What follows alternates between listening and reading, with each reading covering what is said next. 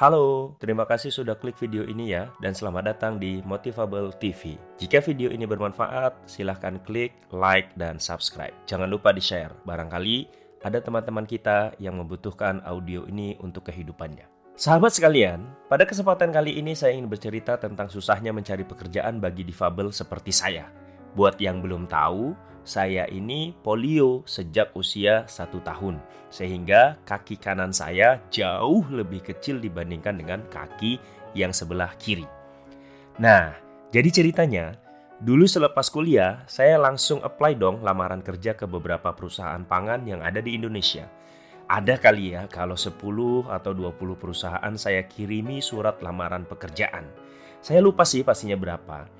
Tapi intinya adalah setiap ada teman bilang perusahaan A buka lowongan, maka gerak cepat saya buat lamaran ke sana. Dengan beberapa modal penting seperti IPK yang hampir cum laude, aktif di beberapa organisasi, dan nama besar kampus saya, maka hampir semua perusahaan yang saya kirimi surat lamaran mengundang saya untuk mengikuti serangkaian tahapan seperti tes akademik, psikotes, dan wawancara. 2 tes di awal, tes akademik dan psikotes, selalu mudah saja saya lewati karena kemudahan dari Allah barangkali. Di 2 tes ini saya selalu berada di urutan 3 besar, atau sejelek-jeleknya terlempar ke 5 besar lah. Sehingga dengan hasil ini saya berhak mengikuti tahapan selanjutnya, yaitu wawancara dengan user yang kelak bakalan menjadi atasan saya di perusahaan itu. Nah, di sini masalahnya. Saya pasti selalu gagal di tahapan ini.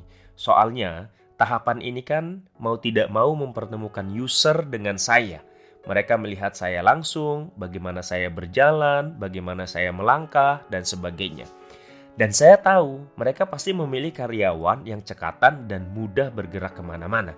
Bukan seperti saya yang lamban ini. Maka tereliminasilah saya di titik ini. Selalu begitu. Lolos di 2 tahapan awal dengan sangat baik dan memuaskan, tapi selalu gagal di wawancara.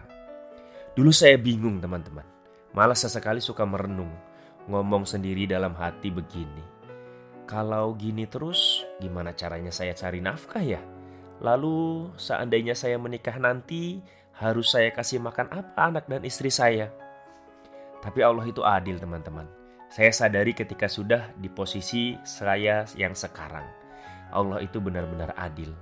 Saya baru tahu bahwa penolakan-penolakan dari puluhan perusahaan itu adalah memang sesuatu yang harus saya lalui.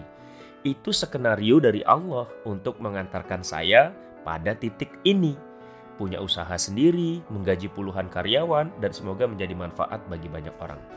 Coba, kalau dulu saya diterima kerja di salah satu perusahaan itu, barangkali saya sekarang masih menjadi karyawan mereka, masih digaji oleh mereka.